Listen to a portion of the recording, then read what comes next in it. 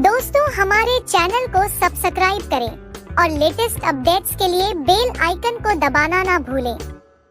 बहुत समय पहले की बात है, एक घना जंगल था जिसमें हर प्रकार के जानवर सुख शांति से रहते थे। जंगल के एक छोर पर एक सुंदर सा गांव बसा हुआ था, जहां लोग खेती बाड़ी करते थे और मुर्गे मुर्गियां पाला करते थे। उसी गांव के एक किसान के आंगन में एक लाल कलगी वाला समझदार मुर्गा रहता था। उसका नाम था कल्लू। कल्लू सिर्फ अपनी आवाज के लिए ही नहीं, बल्कि अपनी बुद्धिमानी और सतर्कता के लिए भी मशहूर था।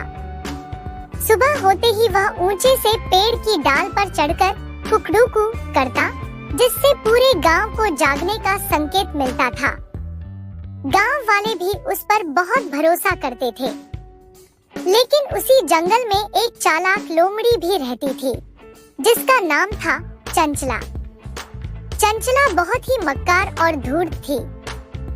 वह हमेशा ऐसे मौके की तलाश में रहती थी कि कैसे किसी मासूम जानवर को फंसाकर अपना पेट भरे।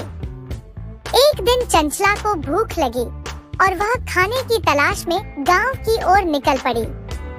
जब वह गांव के पास पहुंची, तो उसने कल्लू मुर्गे को पेड़ की डाल पर देखा। उसकी आंखों में चमक आ गई और मुंह में पानी भर आया। वाह, क्या ताजा शिकार है, उसने सोचा। लेकिन चंचला जानती थी कि कल्लू कोई मामूली मुर्गा नहीं है।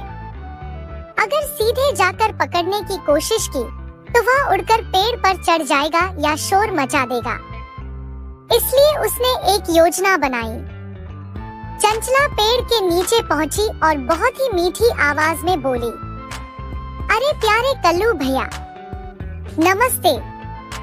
आज तो तुम्हारी आवाज सुनकर दिल खुश हो गया। क्या तुम नीचे आकर थोड़ी देर बात करोगे? मैं तुमसे एक जरूरी बात करना चाहती हूँ। कल्लू ने चंचला को देखा और समझ गया कि यह कोई चाल है।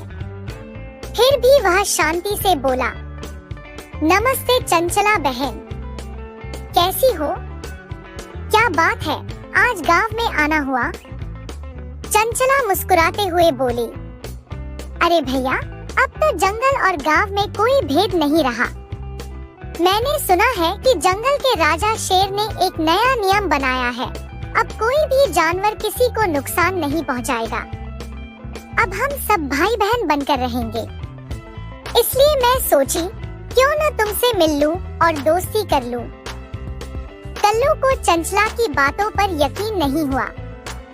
फिर भी वह चतुराई से बोला, यह तो बड़ी अच्छी खबर है बहन।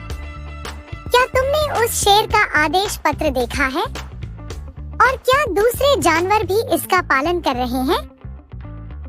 चंचला थोड़ी झेंप गई, लेकिन बोली, अरे भैया, अब मैं चलती हूँ।